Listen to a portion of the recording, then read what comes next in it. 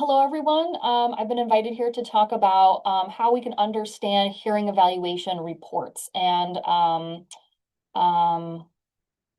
and results. So we're going to be going through quite a lot of technical information.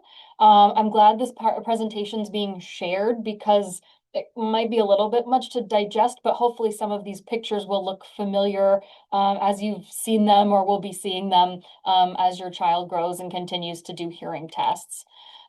Just a little bit about me. I've been at Rochester Hearing and Speech Center for about 8 years. I'm the director of audiological services. I'm one of the very few audiologists in the early intervention system. For several years, I was the only audiologist in EI for like 5 or 6 districts, or I'm sorry, not districts, counties. So I have seen a lot of kids over the years go from early intervention. I also monitor the HAT equipment for Monroe County's CPSE, and I'm the educational audiologist for 6 school districts, going from Dansville to Keshequa, and anywhere that BOCES might not be able to reach. So that's kind of fun because I get to see the kids in EI and then just kind of as they continue to grow, kind of no matter where they live. So that's really fun. So back to understanding hearing test results. So I'd really like to break things down, even if some of this information is not new. It's kind of nice to just build on it, and the more you hear it, just the easier it can become to recall this over time. So what is hearing loss? What does that actually mean? So when we think about hearing in normal conversational volumes, hearing loss means that that normal level is not enough to stimulate the auditory system. I can't That's tell.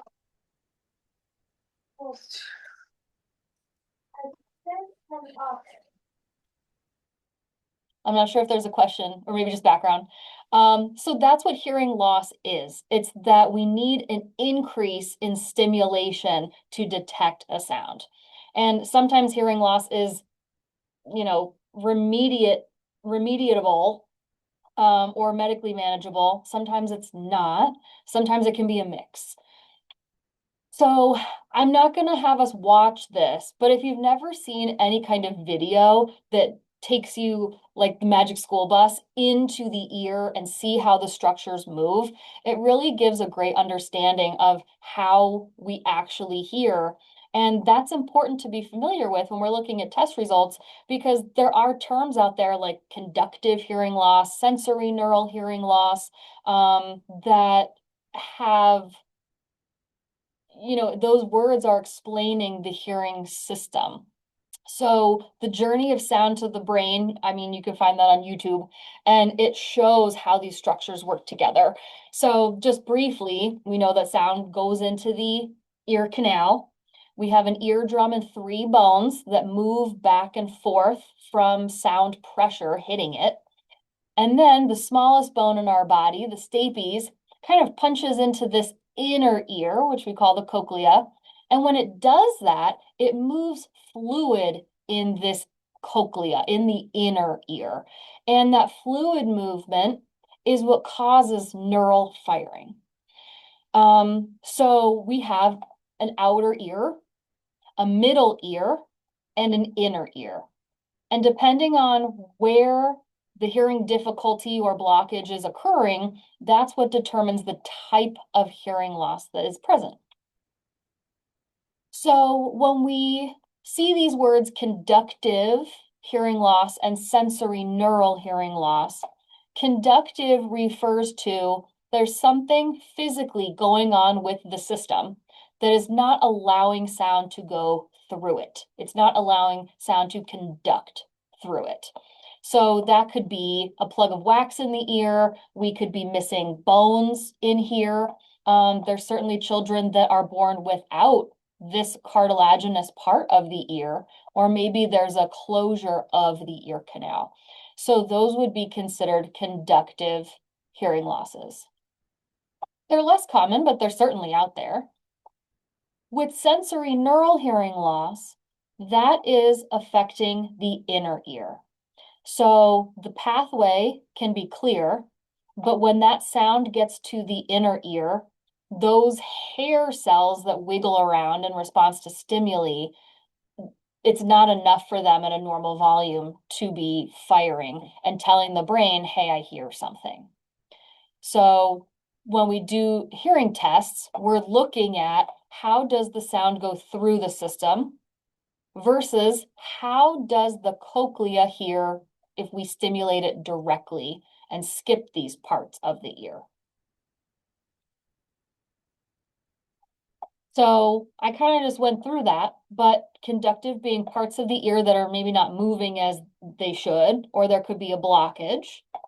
Sensory neural is a difficulty with the sensory part of the ear.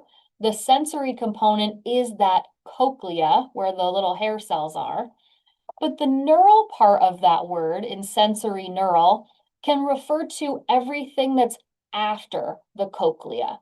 So going back to our picture, we've got our auditory nerve. And sometimes children are born without that nerve. Sometimes the nerve just doesn't fire as well as it should. So when a child is listening to the sound that it's detecting, it's just not very clear. So they kind of lump those together, sensory neural, because it can be difficult to know exactly which one is being affected. We have a third one down here that's even less common, but it's referred to as a mixed hearing loss, which means there is a conductive and a sensory neural component to the hearing loss. So maybe a child is born without an eardrum, but even when we send that sound to the inner ear, that inner ear is struggling to send sound at a normal volume. So it can be a combination of those two. Going back to the mixed loss briefly. So for anybody whose child had hearing loss, at birth or discovered around 1 or 2 years old, it's not terribly uncommon that when we're wearing hearing aids for that they get sick, they're going to school, they get ear infections, they could get fluid in the ear. And that can be an example of a mixed hearing loss, where if there's a sensory neural hearing loss in that inner ear, it can be made more exaggerated by fluid in the ear from sickness. So that can happen, but that's an example where it can kind of come and go. So a lot of common culprits of conductive or mixed components in hearing loss is wax blockages. So if you've ever seen a picture of what a normal eardrum would look like versus a lot of wax in the eardrum, sorry if that's too much for anybody. When children have ear infections or middle ear fluid, it can look like something in this picture where there's actually air bubbles that are floating around in there. And sometimes kids that are old enough will report, I hear a squishing sound or it's crackling, and that can be that fluid that's moving around. Children that have Down syndrome very commonly have conductive or mixed hearing losses.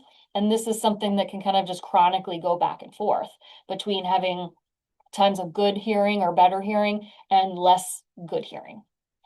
Behind that eardrum, so in this picture, is where that fluid can sit. And so depending on how long that fluid sits, it can turn from being kind of a fluid substance to being a more thickened substance, and that can create more of a hearing issue. Just an interesting picture, when kids are younger, the way that their eustachian tube is more flat.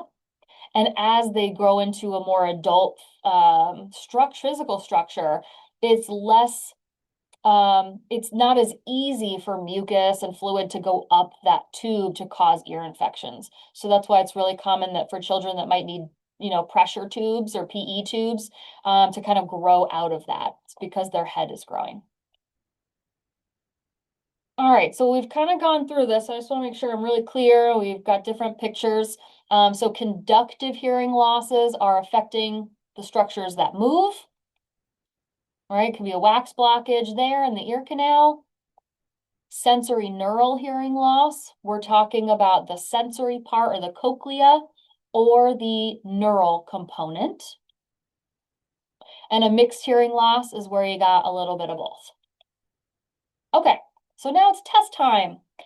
So during a hearing test, one way or another, we're putting sound into your child's ear, whether that's through headphones, a foam earplug, and we're looking to see how does the sound go through the entire system. So all parts, outer, middle, and inner to that inner ear. We call that air conduction. So sound is these sound waves and its pressure in the air. So we need air conduction. Then we put a headband on them if they don't fight us. Usually, little kids are like, I don't want this on my head, right? But we hope to put this headband on them, and it's always situated somewhere on their head, on the bone. And that is actually using vibration to send sound from that part of the skull. Our skull is one piece eventually, and it sends that vibration directly to the inner ear. So that's how we can see how do we hear through everything and how do we hear directly to it, to the inner ear. Because if there's a difference, that tells us where the hearing loss resides. So we've got air conduction, we've got bone conduction. So I'm sure we've all seen something like this, and we're really gonna get into it. This portion, this graph here is called the audiogram. So this is plotting all the times that your child raises their hand to beeping sounds. And we're testing these beeping sounds because humans are speaking in this pitch range. And it gives us the most specific method of determining how loud the different pitch sounds need to be for each ear so that we can program hearing devices appropriately. So when we look at the scale here, we have frequency or pitch going from low pitch to high pitch, like a piano. At the top of the graph, we have quiet sounds getting louder as we go down the graph. So this is a picture of normal hearing. We're at the top of the graph. The red circles are for the right ear. Blue X's are for the left ear. So red is right, blue is left. There's other parts to the test. Tympanometry typically looks like this, and this is testing the middle ear system. So we want to see if that eardrum and those three bones can move back and forth like they should. If they can move, we can see this up and down motion on the graph. If we do not see any motion, that may mean that the eardrum is stuck. Or if a child has those tubes, it's going to be flat, and that's actually a good thing. So, knowing how to read that and knowing what the flat line refers to is important. This one, we've got that nice peak. That means that it's moving, but there's a little bit of negative pressure. So I always think about like in the wintertime where kids are sniffing all the time. And what that does is it actually, when we pull that air in, it actually can suck the eardrums in a little bit. And when kids have congestion, it can almost get stuck in that position. But if they were to sneeze or cough, the next time there's a muscle contraction to equalize pressure, I expect that to go back to normal. So this kind of test can fluctuate quite a bit, but it gives us an idea of what's going on with the middle ear. Can I ask a question about that?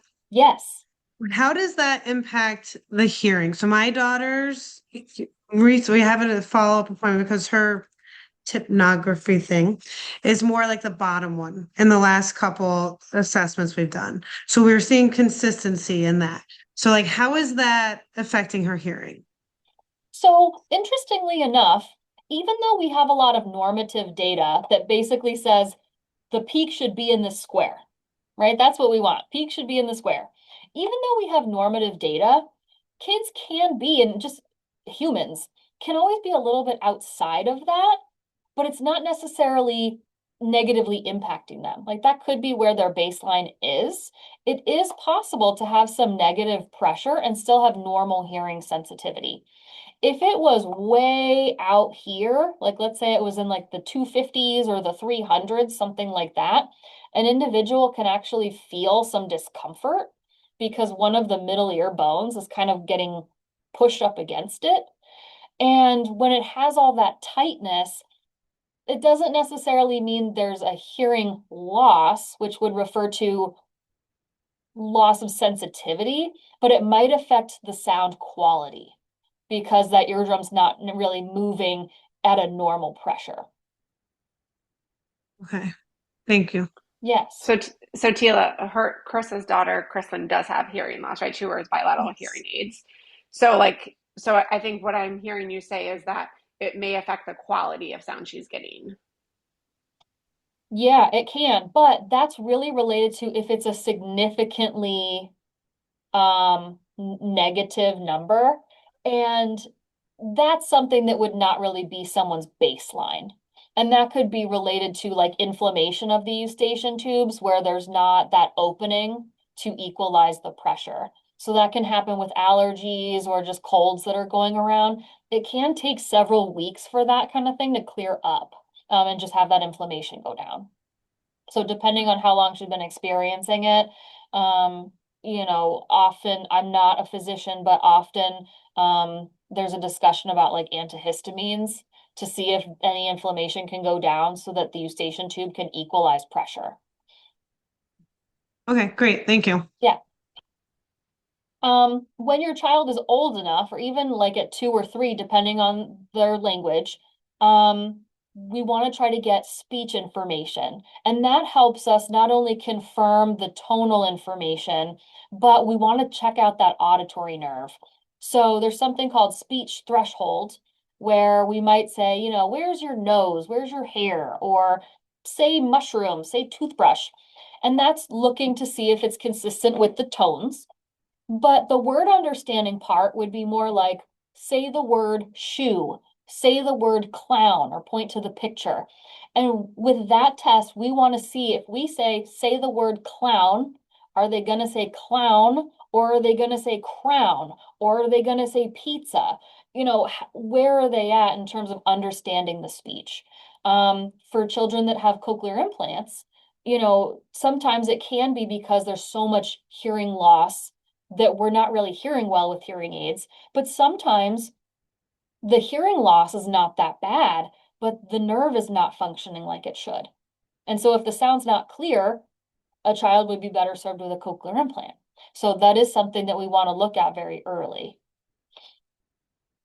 So the meat of what we're always talking about, though, is the hearing sensitivity. So the X's and the O's.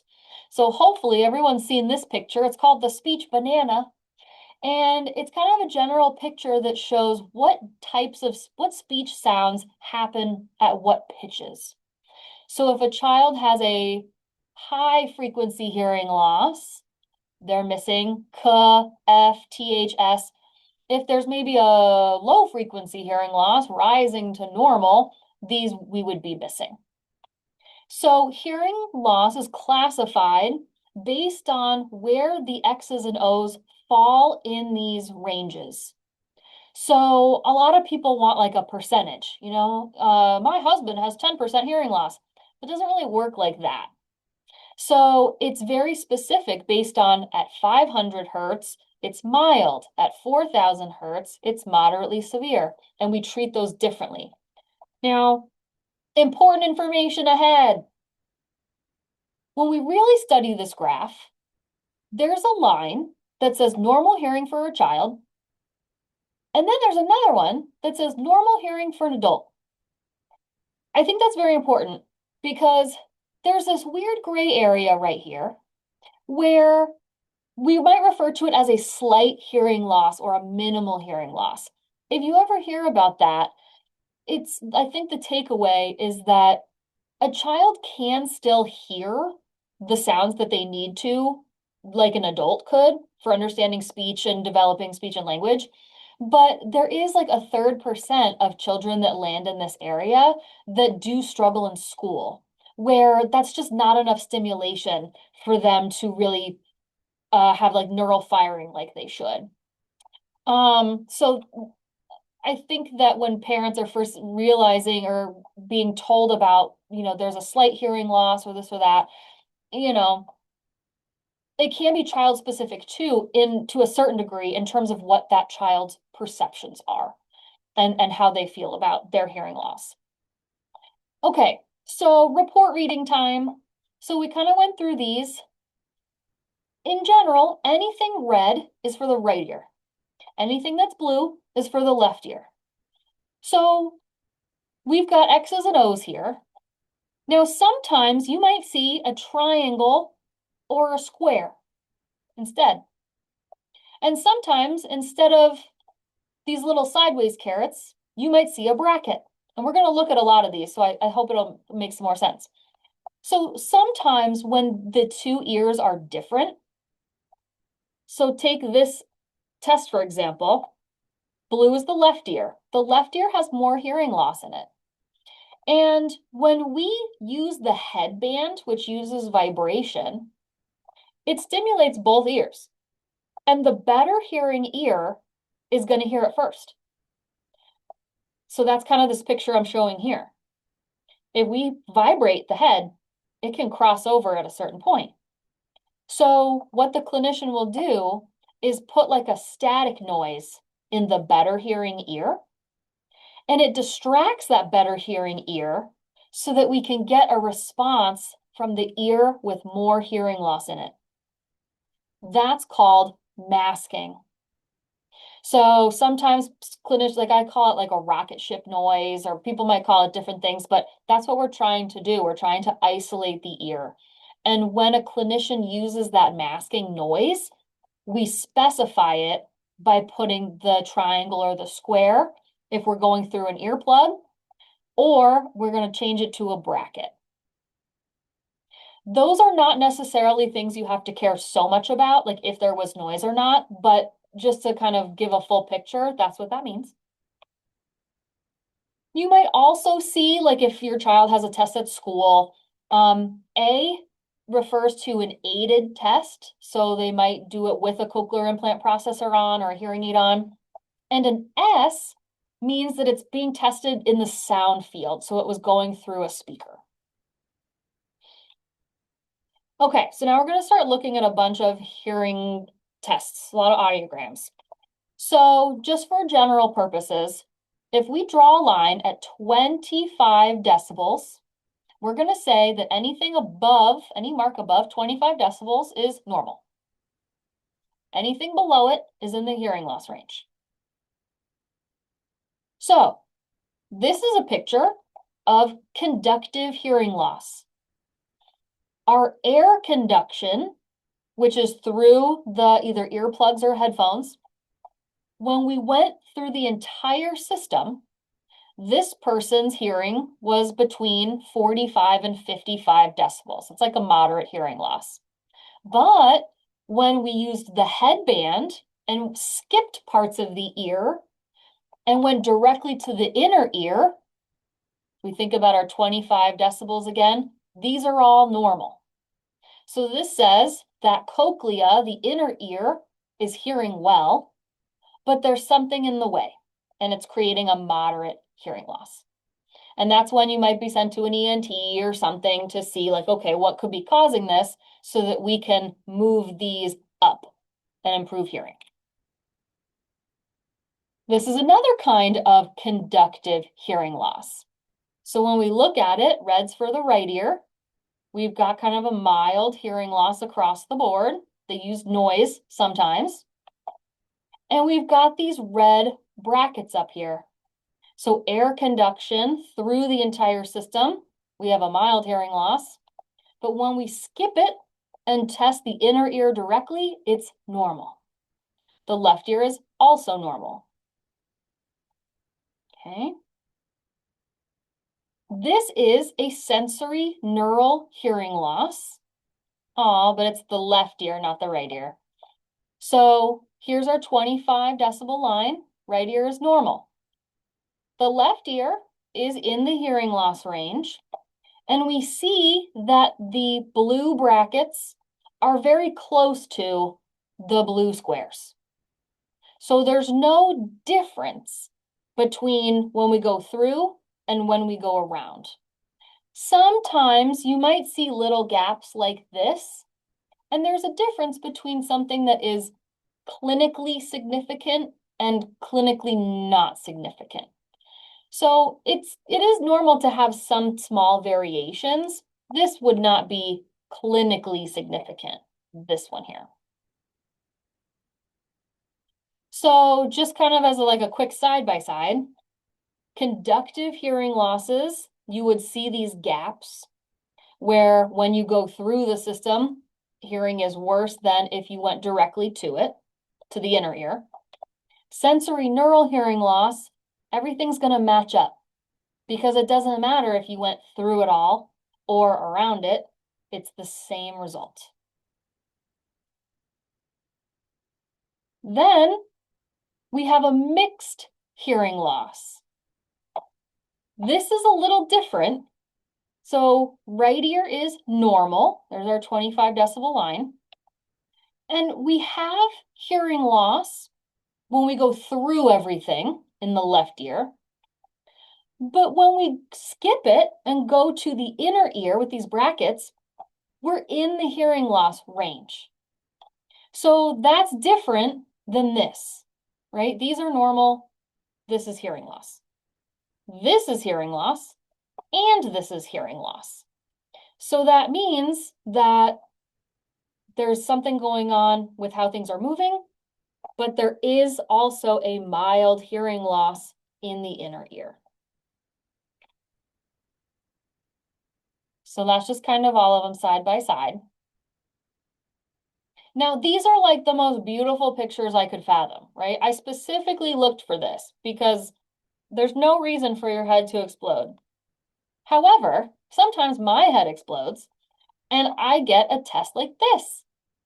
And hopefully nobody's kids looks like this, but if it did, it didn't really matter. But it'd be hard to understand. But when we look at this picture, if we take it ear by ear, when we look at the right ear, we have hearing loss, right? We're down to like 70 decibels and lower. But some of our red is in the hearing loss range also, but it's better than our circles. So that would be a mixed hearing loss for the right ear. And then when we look at the left ear, it's actually a sensory neural hearing loss. There's a little gapping there, but in general, they're the same, whether we went all the way through or around. So you can have two different kinds of hearing loss in the two ears. Another thing while I was just making this presentation, sometimes you might see symbols with a downward arrow. And that means that there was no response, right? So your child did not hear the sound, but within the limitations of the test equipment. And I think that's important to know because sometimes when we see these here, we're like, oh gosh, there's no hearing. But this equipment might only go up to maybe 110 to 120 at a couple of these pitches. But hearing aids can actually go louder than that. So it doesn't necessarily mean there's no hearing. It's just at the limitation of the equipment. I wanted to throw this in here too, because I just like when things are well-rounded.